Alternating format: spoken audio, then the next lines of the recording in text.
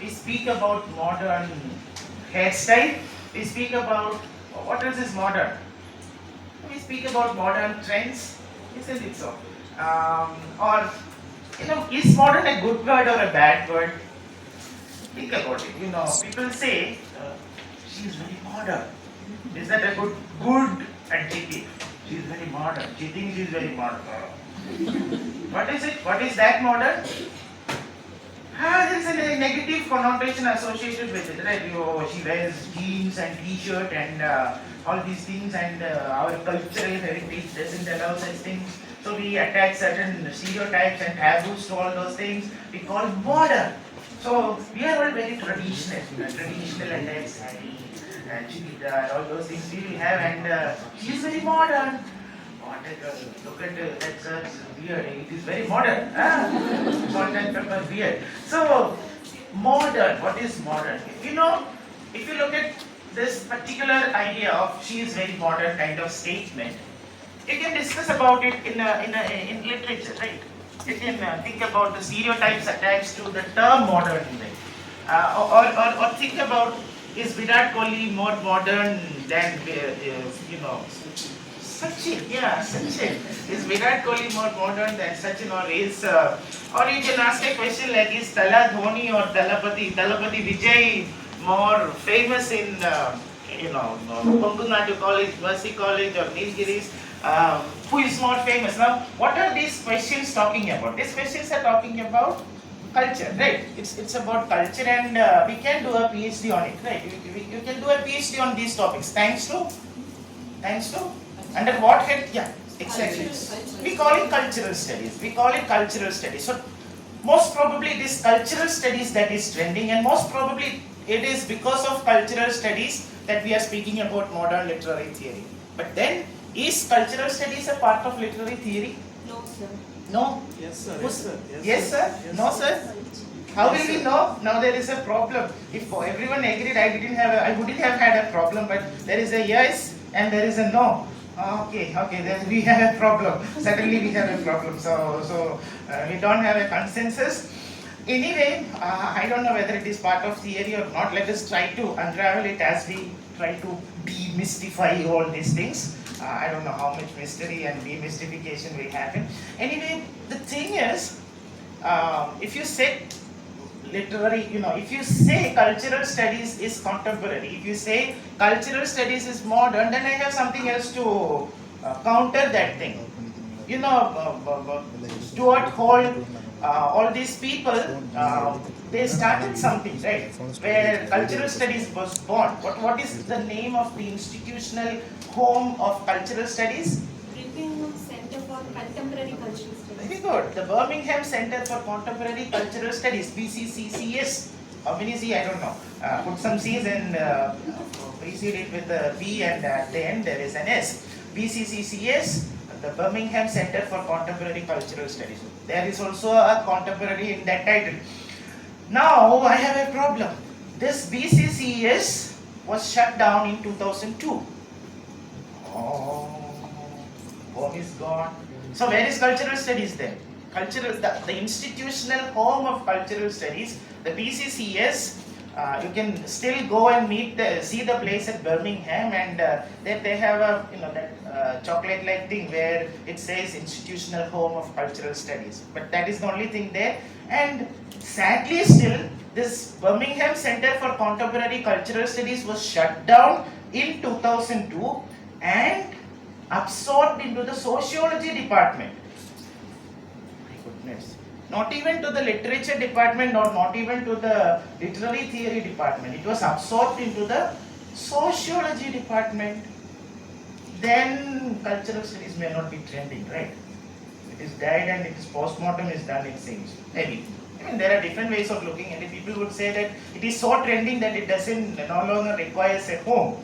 Probably that is another way to look at the closing, and I think that is a better way to look at it as well, because cultural studies is not dead. Though, recently there was a international conference organized by Cambridge, where they titled it, "What After Cultural Studies?"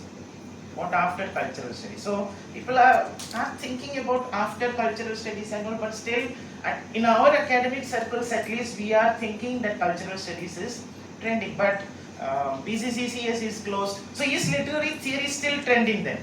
Is it because of literary theory that we have this modern literary theory? But then there is a problem.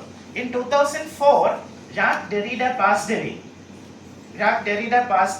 And he was probably the last apostle of the golden generation of literary theorists. He passed away in 2004 and people felt that was the end of literary theory, or at least that was the end of the golden age of literary theory. Think about it. There was a wonderful age, like in cricket we have had people like Sachin Tendulkar and Rahul Dravid and VVS Lakshman and Virendra Sehwag and Saurav Ganguly all playing together, and we call them the Fab Five. Such brilliance coming together in the same time is very unusual. Same with literary theory. Think about it. We had people like Jean Baudrillard, we had people like Jean-Francois Lyotard, we had Jacques Lacan, we had Foucault, we had Derrida, we had all these people writing at the same time. And then 76 onwards people started dying. I know that is not a big deal, but it was a big deal as well. In 1976, Martin Heidegger passed away.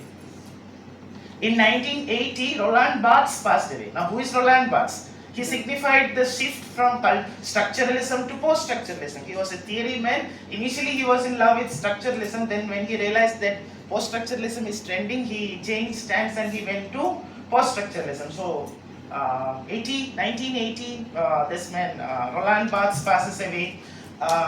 Then in the coming years, if you look at the coming years, you see many people passing away. Michel Foucault passes away in 1984. We have René Wellek,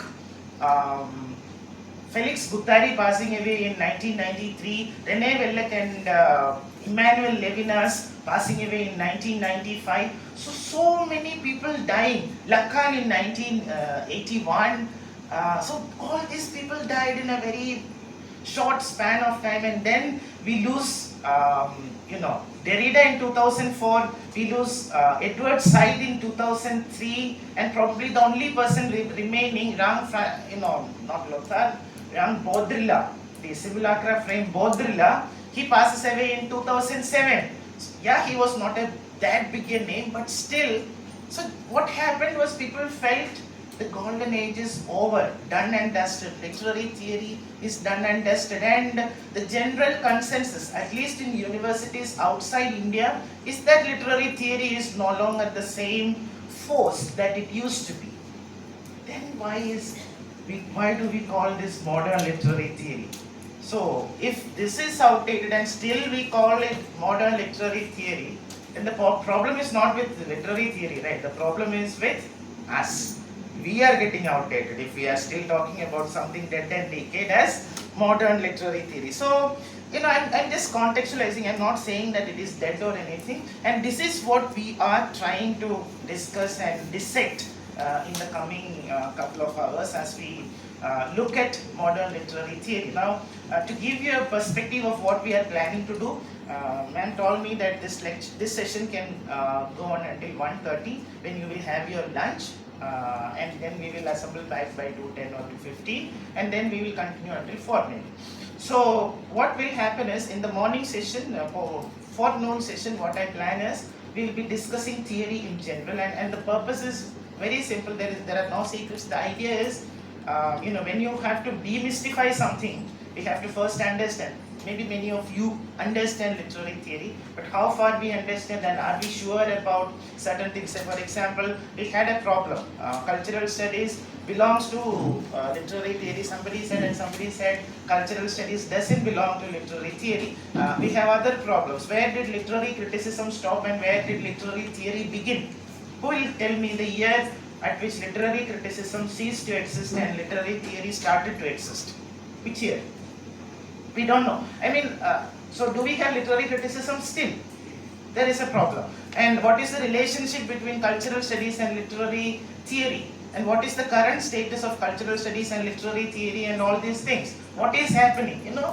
so many things we need to have clarity. So what I will be looking at is to give clarity. I am not here to complicate things, at least in the title I am not here to complicate things, because there is a lot of mystery associated with literary theory. So our purpose in general would be to demystify things, so I will keep it pretty simple. I hope that by the end of the forenoon session, we will have a fair understanding of what has been happening in literary theory till now. I hope so. That is what the hope is. But hope is a thing with feathers, says Emily Dickinson, right? So hope is a thing with feathers. Let's see what can happen. So these are some of the things that we will discuss. But where should we begin? What was there before theory? What was there before literary theory? Anybody? I mean, there are no correct answers, and I ask a question when I don't know the answer. That's right. So, not like your teachers who ask questions only when they know the answers. Huh? So theory starts with Plato. Theory starts with Plato. Okay, our good friend. I have met you somewhere. Your face looks. Sendil. Oh, okay. Yes. So, he says theory started with Plato. Is there anyone who agrees? Is there anyone who disagrees? Oh, so you are hopeless people, disinterested. You know, we follow Matthew Arnold, a disinterested endeavor. So we neither agree nor disagree. Two people raised your hands in support of you. Huh? But still you are the winner, because if Nota is not the winner, then you are the winner, because you have two supporters. There is nobody against you. So, you know, literary theory, what was there before theory? For the time being, I would, you can say this, literary criticism was there before theory. Or if you follow certain books, you can say approaches were there before theory. Approaches. So I would use the word approaches for the time being, for the sake of our understanding. And so looking at the entire framework for literature and literary studies, I would say that before literary theory, whatever was there in literary criticism can be subsumed under four major approaches to literature. Four major approaches to literary criticism. Everything that happened, right from Plato until D.S. Eliot and people like that, you can subsume everything under a framework where you have four major approaches to literature or literary criticism, and that is what I want to discuss with you at the beginning. Now, it's already 10-15 minutes and I'm still talking about beginning, which is very bad, right? So people don't keep time. At least look at the calendar, people say. At least you will know the date has passed. So, okay, so what are the four